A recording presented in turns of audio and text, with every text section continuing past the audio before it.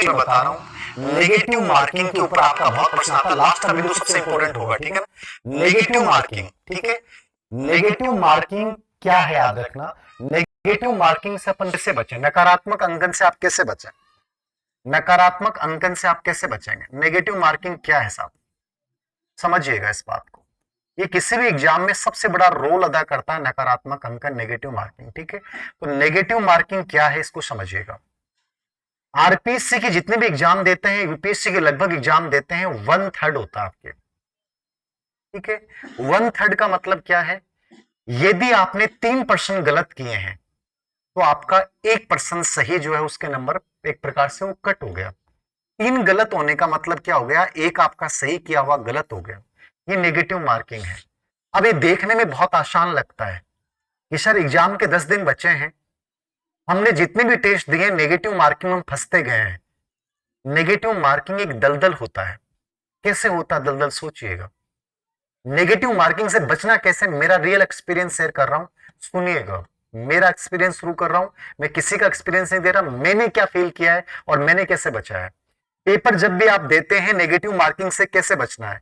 अति आत्मविश्वास आपको मारता है, याद रखना, और कॉन्फिडेंस मारेगा, याद रखना, और विश्वास का अभाव, ठीक है ना।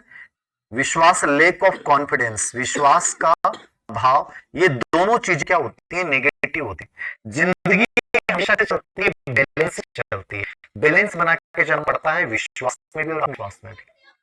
कैसे याद रखना, मैं आपको आज भी कहता हूं कि यदि मैं तुम्हारी जगह पेपर देने जाऊं, चाहे मैंने बहुत अच्छा पढ़ाई नहीं की इस समय, लेकिन मैं आपको विश्वास दिला सकता हूं कि मेरा पेपर आपसे बहुत बढ़िया होगा। रीजन क्या है, मेरे अंदर कॉन्फिडेंस है, लेकिन मेरे अंदर ओवर कॉन्फिडेंस नहीं है। मैं जब पेपर को देखूंगा, पहली चीज मैं शांत चित्त रहूंगा उस समय, ठीक है ना। मेरे अंदर उतावलापन नहीं आएगा कि मैंने पेपर देखा है और मैं पेपर को हड़बड़ा के मैंने खोला है, नहीं। मैं पेपर को बड़े शांत मन से खोलूंगा। पेपर मेरे सामने है, इस पेपर को मैंने खोला और पेपर का पेज आराम से पलटा। मैंने सबसे पहले रोल नंबर लिखे। रोल नंबर में यदि 1 अंक गलत हो गया, तुम्हारे 3% नेगेटिव मार्किंग में जाएंगे। नोट करना मेरी बात, एक गलती यानी गलत गोला भरने से तुम्हारे 3% भविष्य में गलत हो जाएंगे। रियली क्या है, वो तुम्हारे अंदर स्ट्रेस रिलीज करेगा। मैंने आराम से रोल नंबर भरे, और रोल नंबर भरने के बाद मैंने पेपर को खोला और मैं पूरे पेपर को आराम से पढ़ रहा हूं, रिलैक्स में। मैंने सबसे पहले उन्हीं प्रश्नों का चुनाव किया जो मेरे सहज थे, मेरे अपने थे। समझ रहे हैं आप, जिंदगी में शुरुआत हमेशा अपनों से करें। किससे करें, अपनों से करें। पेपर में अपने कौन, पेपर में अपने कौन बताएंगे मुझे। पेपर में अपने कौन, पेपर में अपने वो हैं जिनको आपने पढ़ा है, जो आपने एकदम आपके कॉन्सेप्ट क्लियर है। आपने मान लीजिए 100% है और उसमें से 30% आपके अपने हैं, या मान लीजिए 60% आपके अपने हैं। आपने 62% अपनों को चुना और आपने कर दिया। तुम्हारा कॉन्फिडेंस बूस्ट हो चुका होगा, जोरदार वाला। अपनों के साथ जाना सबसे पहले, ठीक है। होता क्या है, तुम में से अधिकतर बच्चे गैरों के चक्कर में फंसते हैं। गैर कौन, जो बाहर से बड़े चमकीले लगते हैं। पर्सन इतना बड़ा है, लैंग्वेज इतनी बड़ी है, समझ में कुछ नहीं आ रहा। पहला वर्ड समझ में आया, लास्ट वाला समझ में आया, बीच में कुछ समझ में नहीं आया। कभी चक्कर में मत पड़ना। मैंने आपको पहले भी उदाहरण दिया था, जब भी ट्रेन में जाओ, बस में जाओ, जिस ने पूरा मुंह ढक रखा है और जिसकी सिर्फ आंखें दिखाई दे रही हैं, मत फंस जाना उन आंखों के चक्कर में।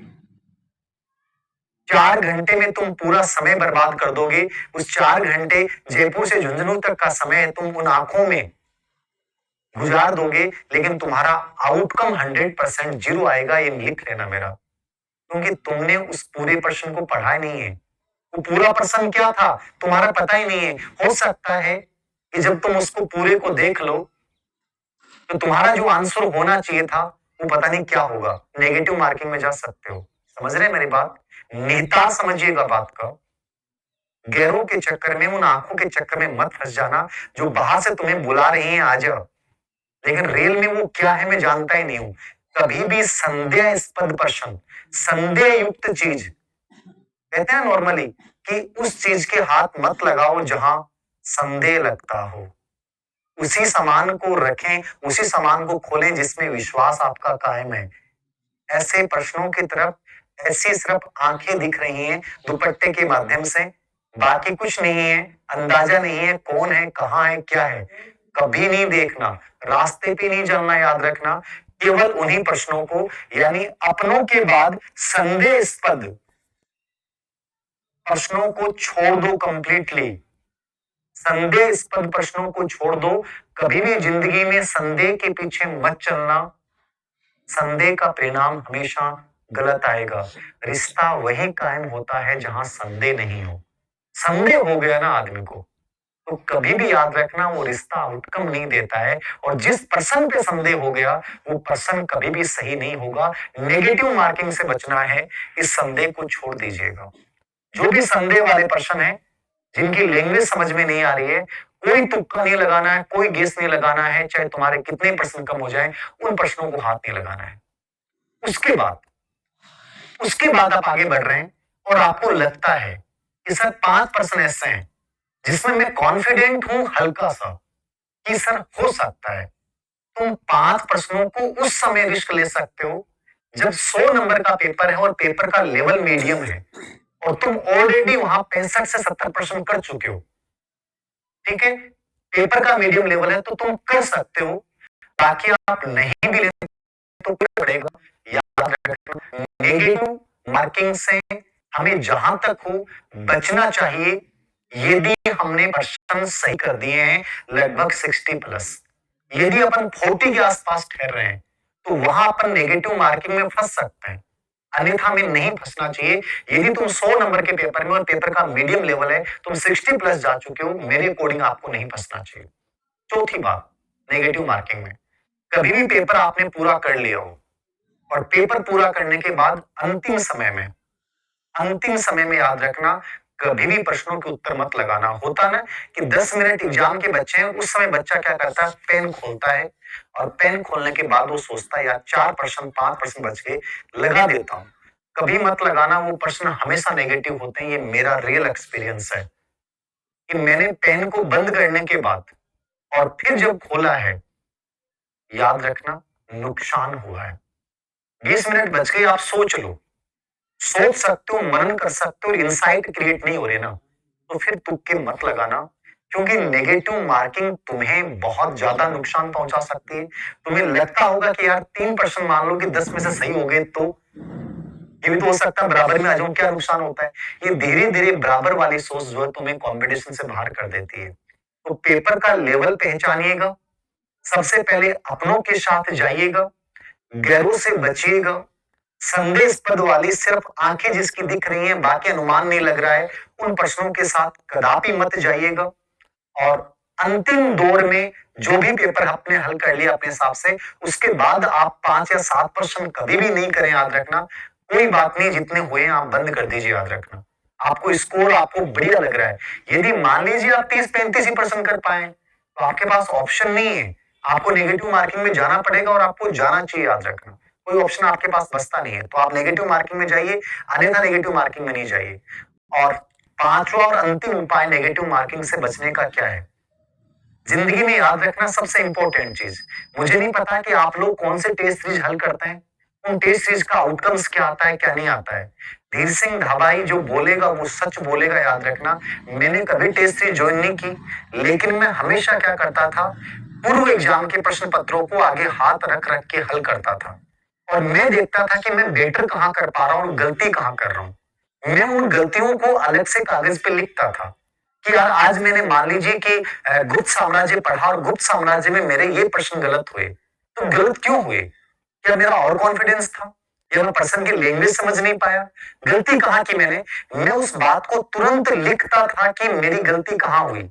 अब मैं वैसे ही पर्सन 4-5 और देखूंगा और मैं प्रैक्टिस करता था। याद रखना, मुझे चीजें बताने वाला कोई नहीं था। मैं आज आप लोगों के साथ मेरा रियल एक्सपीरियंस शेयर कर रहा हूं, बट उस समय मुझे बताने वाला कोई नहीं था, याद रखना। मैंने खुद अपने रास्ते खोजे हैं। खुद अपने रास्ते बनाए, याद रखना। किसी ने ये नहीं कहा कि ऐसे बनना। आज मैं तुम्हें बता रहा हूँ, मैं उस पर्सन के ऊपर फिर 5 वैसे ही प्रश्न और पढ़ता था और उससे मेरा अभ्यास हो जाता था कि ऐसे पर्सन की लैंग्वेज जब ऐसी आती है, तो आप देखना कि कितनी गजब की इनसाइट पैदा होती है। मैं कॉलेज लेक्चर पेपर देने गया ना, तो मेरे लगभग 6 से 7 पर्सन ऐसे थे जिनको मैंने आंशिक पढ़ा था, लेकिन वो मेरे सब सही हुए। याद रखना, उसी एक्सपीरियंस की वजह से मेरे अंदर इंसाइट क्रिएट हो जाती है पर्सन की लैंग्वेज पढ़ते ही कि यार ये आंसर होना चाहिए। ये सिर्फ प्रैक्टिस थी, याद रखना। तो ये मेरा वो डेली वर्क था। यार मैं गलती कहां कर रहा हूं, वर्क अपने पे करना पड़ेगा। और इसका एक ही तरीका है, अभ्यास अभ्यास अभ्यास। जब तुम्हारा मन ना हो तब भी अभ्यास करें, जब तुम्हारा मन हो तब भी अभ्यास करें, जब तुम्हें दिखाना नहीं हो तब भी अभ्यास करें, और जब तुम्हें किसी को दिखाना हो तब भी अभ्यास करें। जब कुछ नहीं कर रहे हो, जब कुछ नहीं पा रहे हो, जब असफल हो रहे हो तब भी अभ्यास करें, और जब तुम सफल हो रहे हो तब भी अभ्यास करें। इस दुनिया में यदि किसी चीज ने इंसान को बड़ा बनाया है, वो है प्रैक्टिस प्रैक्टिस प्रैक्टिस। क्योंकि प्रैक्टिस नहीं होती तो धीर सिंह धाबाई तुम्हारे सामने नहीं होता। थॉमस एल्वा एडिशन दुनिया में आज ये